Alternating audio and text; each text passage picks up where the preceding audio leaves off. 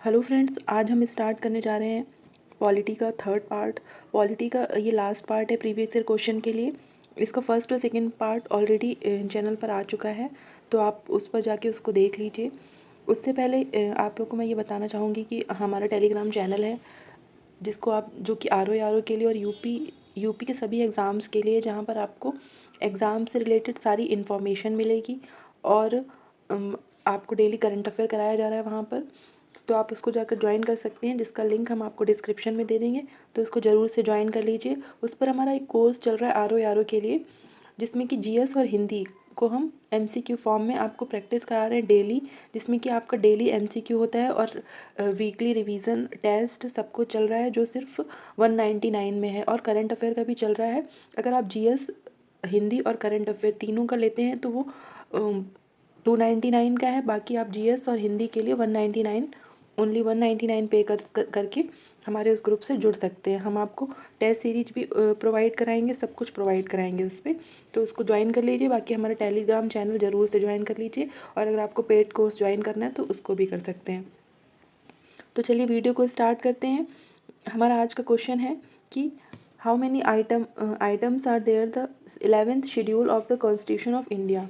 भारत की संविधान की 11वीं अनुसूची में कितने विषय हैं?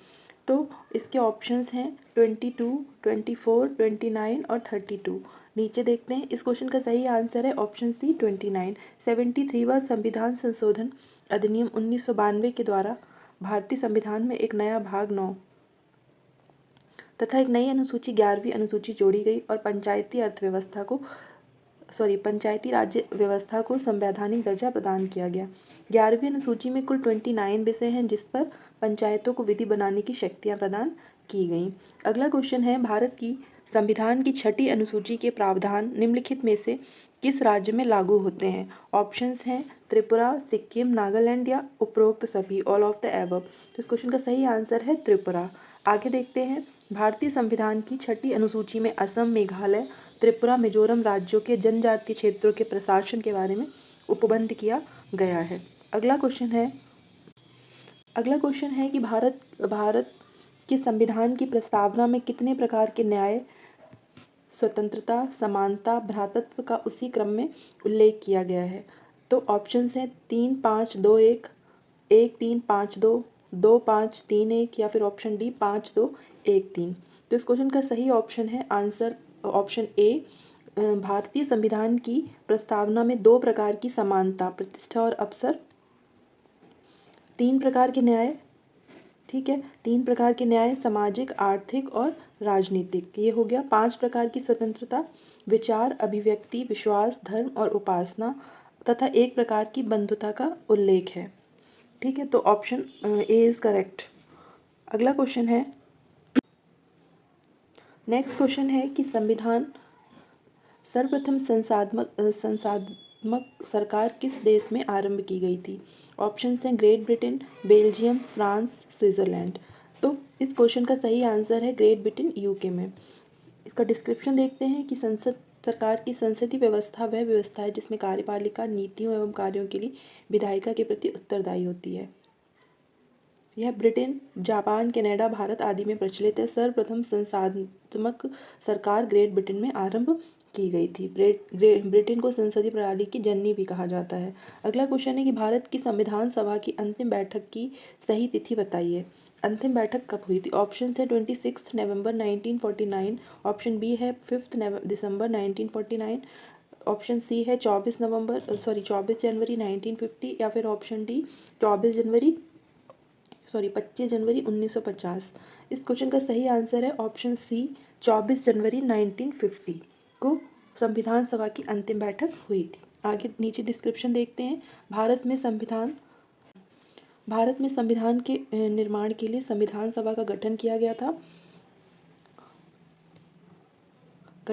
था।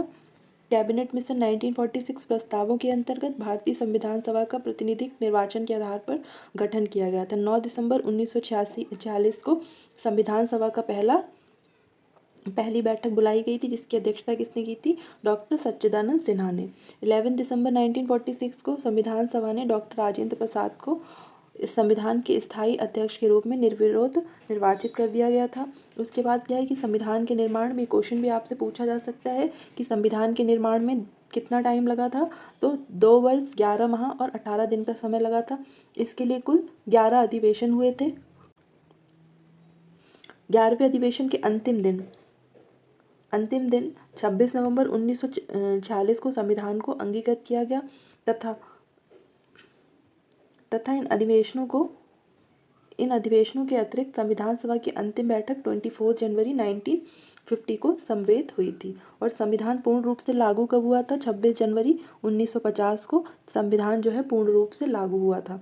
अगला क्वेश्चन है कि भारत के संविधान के किस भाग में हम नागरिकता से संबंधित प्रावधानों को पाते हैं? ऑप्शन ए है part 1, option B part 2, option C part 7 या ऑप्शन डी पार्ट 9।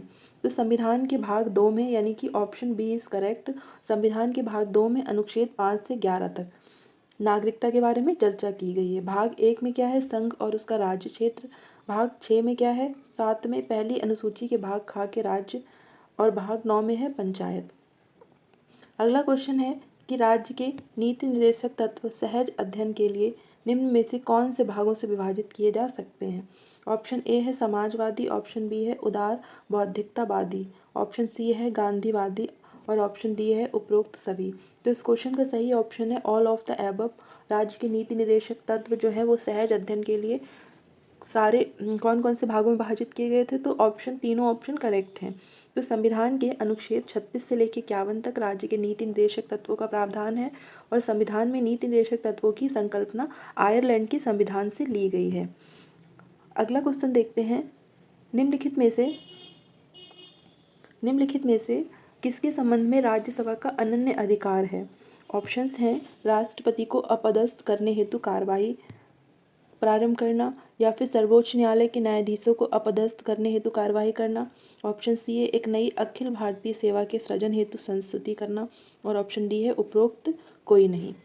ठीक है, तो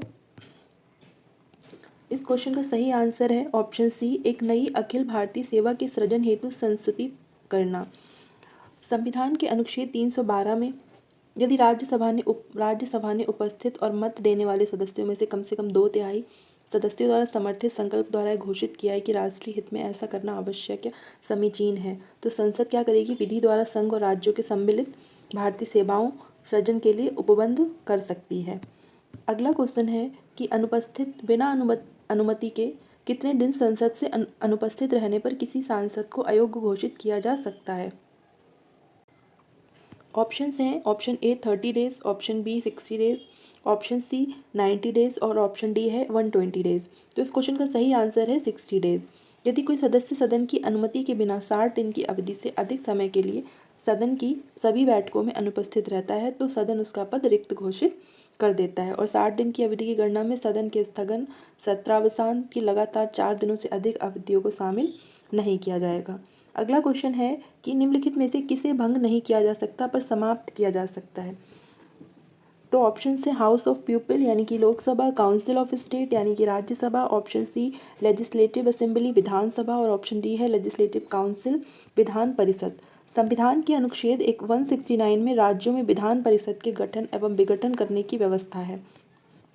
संसद एक विधान परिषद को विघटित कर सकती है और इसका गठन भी कर सकती है। अगला क्वेश्चन है कि लोकसभा में केंद्र शासित क्षेत्रों का सर्वाधिक प्रतिनिधित्व कितना हो सकता है? तो ऑप्शन है ऑप्शन ए 15, 20, 25 या नन ऑफ द एबव। तो इस क्वेश्चन का सही ऑप्शन है ऑप्शन बी 20। प्रश्नकाल के दौरान लोकसभा की अधिकतम संख्या 552 हो सकती है, जिसमें 530 से अधिक सदस्य राज्यों से तथा 20 से अनधिक सदस्य केंद्र शासित प्रदेशों से निर्वाचित हो सकते हैं। निम्नलिखित में से कौन सा भारत में भाषा के आधार पर बना पहला राज्य था? केरला, मध्य प्रदेश, आंध्र प्रदेश या उत्तर प्रदेश। तो इस क्वेश्चन का सही आंसर है ऑप्शन सी आंध्र प्रदेश। अगला है, इसका डिस्क्रिप्शन देखते हैं कि अक्टूबर 1953 में भारत सरकार को भाषा के आधार पर पहले राज्य के गठन के लिए मजबूर होना पड़ा था, जब मद्रास से तेलुगु भाषी क्षेत्रों को पृथक कर आंध्र प्रदेश का गठन किया गया था। इसके लिए लंबा विरोध आंदोलन हुआ था। 56 दिनों की भूख हड़ताल के बाद एक कांग्रेसी कार्यकर्ता पोट्टी श्रीरामुलु का निधन हो गया था। इस प्रकार 1 अक्टूबर 1953 को आंध्र प्रदेश स्वतंत्र भारत में भाषा के आधार पर गठित होने वाला पहला राज्य था। नेक्स्ट क्वेश्चन है सरकारी आयोग की संस्तुतियाँ क्या हैं। इसको हम पहले पढ़ चुके हैं तो इसको नहीं आप पहले देख लीजिए। सेकेंड पार्ट में इसको पढ़ाया गया है। भारतीय न्यायिक व्यवस्था में जब जनहित याचिका को शामिल किया गया उस समय भारत के मुख्य न्यायाधीश कौन थे। तो ऑप्शंस हैं M Hidayatullah, M Ahmadi, PN Bhagwati या एएस आनंद। तो इस क्वेश्चन का सही आंसर है पीएन भगवती। PIL का पूर्ण रूप है पब्लिक इंटरेस्ट लिटिगेशन। जनहित याचिका की अवधारणा की उत्पत्ति एवं विकास अमेरिका में 1960 के दशक में हुई थी। वर्ष 1979 में सर्वोच्च न्यायालय के न्यायाधीश PN भगवती द्वारा हुसैनारा खातून बाद में जनहित याचिका स्वीकार की गई थी। अगला क्वेश्चन देखते हैं कि भारतीय संविधान में भारत की आधिकारिक भाषा से जुड़े प्रावधानों में संसद संशोधन कर सकती है। ऑप्शंस हैं अपने सदस्यों के साधारण बहुमत द्वारा, 2/3 मेजॉरिटी द्वारा, 3/4 मेजॉरिटी द्वारा या फिर support of 1/3 of its members. तो इस क्वेश्चन का सही आंसर है ऑप्शन ए, अपने सदस्यों के साधारण बहुमत द्वारा। संसद के अनेक उपबंध संसद के दोनों सदनों द्वारा साधारण बहुमत से संशोधित किए जा सकते हैं। ये व्यवस्थाएं अनुच्छेद 368 की सीमा से बाहर हैं। इन व्यवस्थाओं में कुछ इस प्रकार से हैं कि नए राज्यों का प्रवेश या गठन, नए राज्यों के निर्माण और क्षेत्र सीमाओं या संबंधित राज्यों के नामों का परिवर्तन, निर्माण और उसकी समाप्ति, राजभाषा के प्रयोग से संबंधित प्रावधान या 5वीं और 6ठी अनुसूची से संबंधित प्रावधान। अगला क्वेश्चन है कि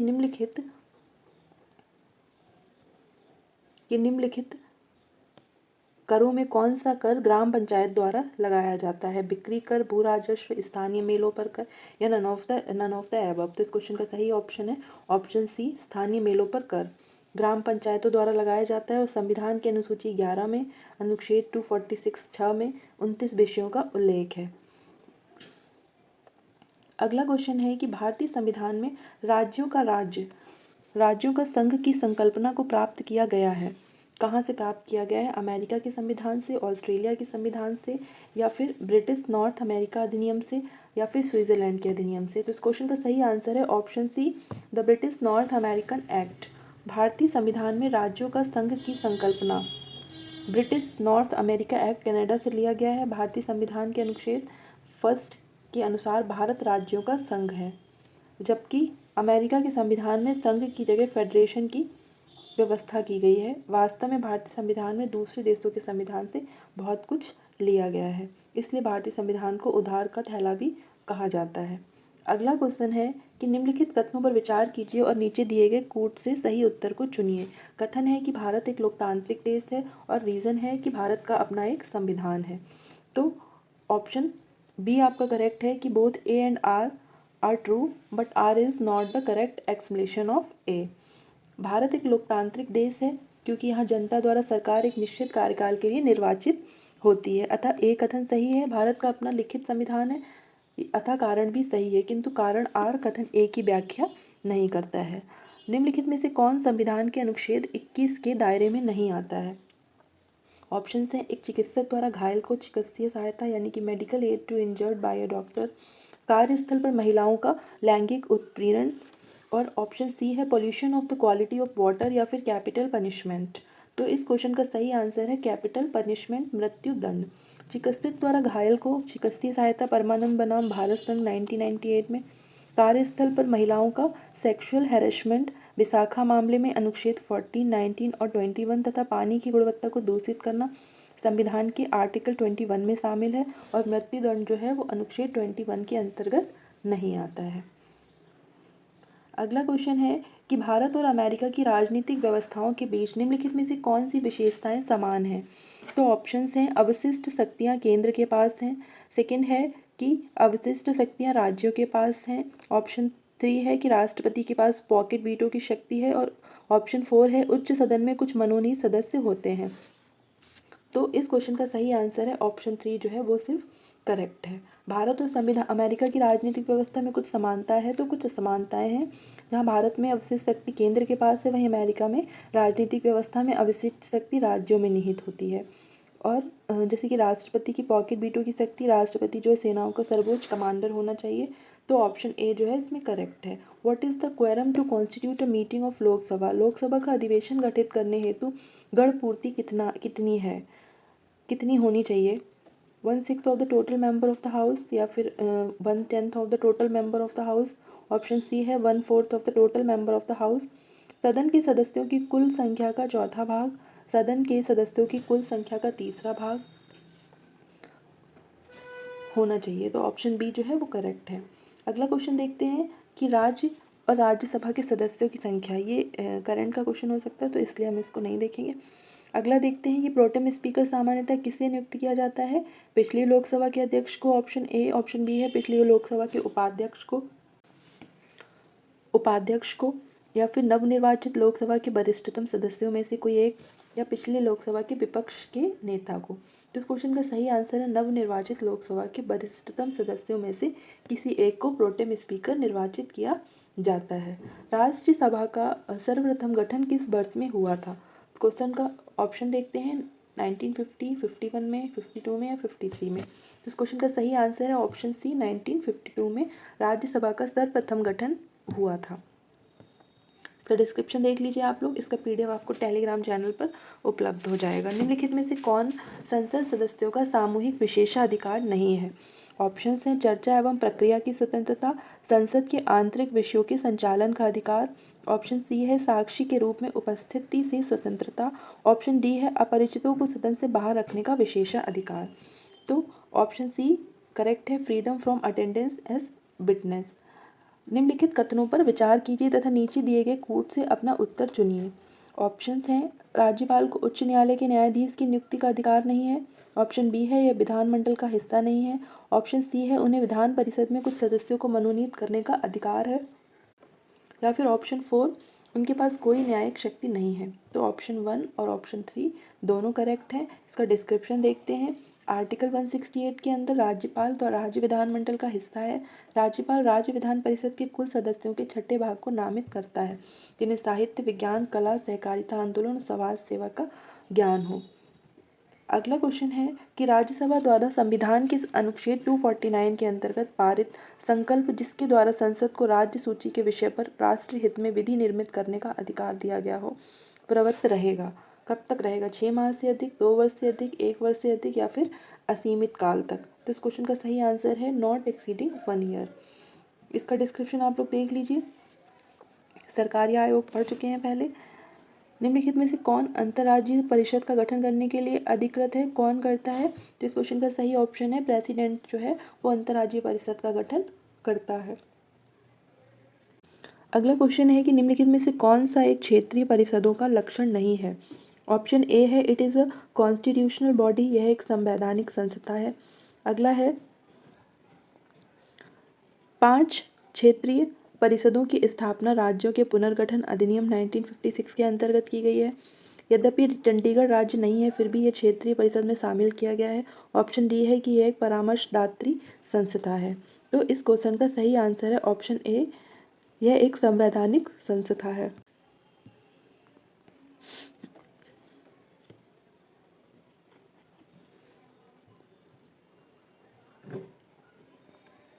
भारत में न्यायिक पुनरीक्षण विधि द्वारा स्थापित प्रक्रिया के आधार पर संपादित होती है, जबकि अमेरिका में यह विधि की सम्यक प्रक्रिया के अधीन होती है।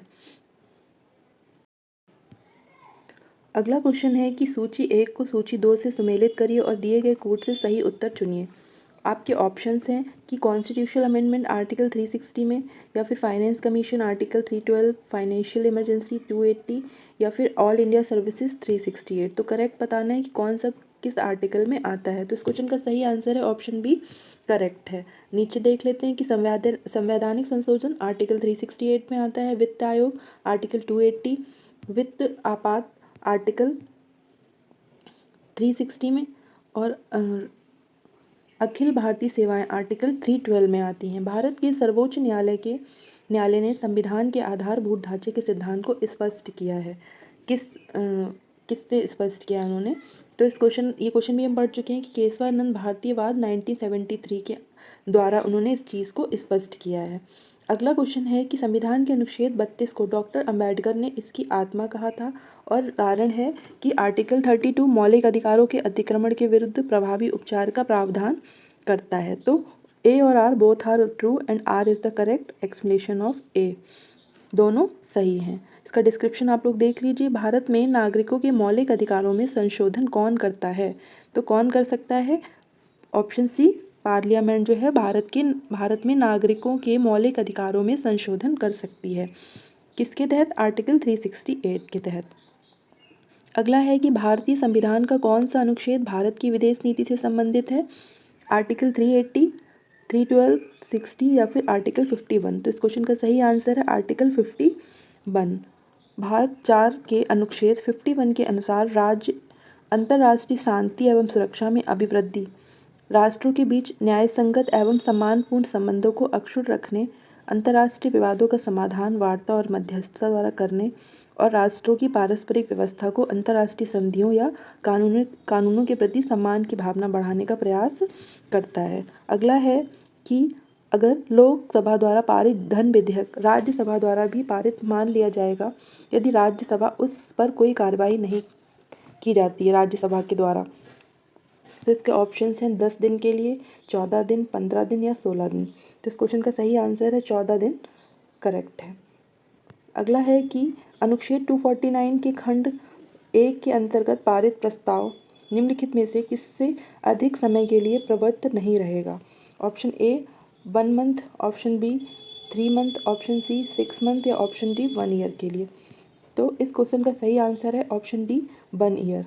अनुच्छेद 249 के तहत राज्यसभा ने उपस्थित मत देने वाले सदस्यों में से कम 2/3 सदस्यों द्वारा पारित संकल्प द्वारा यह घोषित किया गया है कि राष्ट्रीय हित में आवश्यक है कि संसद राज्य सूची में प्रगणित ऐसे विषय के संबंध में जो इस संकल्प में विनिर्दिष्ट हैं विधि बनाए, तो जब तक कि वह संकल्प प्रवृत्त है संसद के लिए उस विषय के संबंध में भारत के संपूर्ण राज्य क्षेत्र और उसके किसी भाग के लिए विधि बनाना विधिपूर्ण होगा।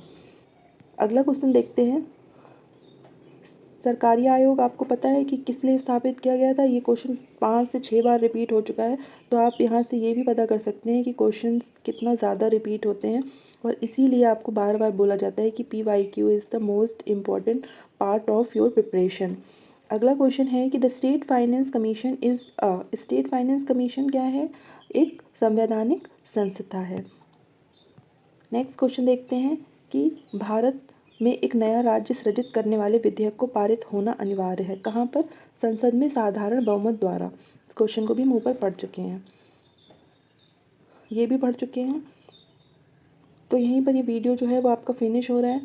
और लास्ट में आपको ये बोलना चाहूँगी कि पॉलिटी के तीनों पार्ट फिनिश हो गए हैं। नेक्स्ट जो सब्जेक्ट आएगा वो आएगा PYQ हिंदी का। हिंदी का PYQ पढ़ेंगे हम सब्जेक्ट वाइज, मीन्स हिंदी में 6 टॉपिक्स आते हैं, आप सभी को पता है। तो वो 6 टॉपिक्स को PYQ की फॉर्म में पढ़ेंगे। पहले हम टॉपिक वाइज प्रीवियस ईयर में जितना भी क्वेश्चन आ रखा है हर टॉपिक से रिलेटेड उसको कंप्लीट करेंगे। तब तक आप इन सारी वीडियो को कंप्लीट कर लीजिए, देख लीजिए सारी वीडियोस को, क्योंकि PYQ आपका मोस्ट इंपॉर्टेंट पार्ट है। और अगर आपको वीडियो पसंद आई है तो वीडियो को लाइक करें, चैनल को सब्सक्राइब करें, वीडियो को शेयर करें और चैनल का लिंक आपको टेलीग्राम का डिस्क्रिप्शन में दे दिया जाएगा, उसको ज़रूर ज्वाइन कर लीजिए। Thank you.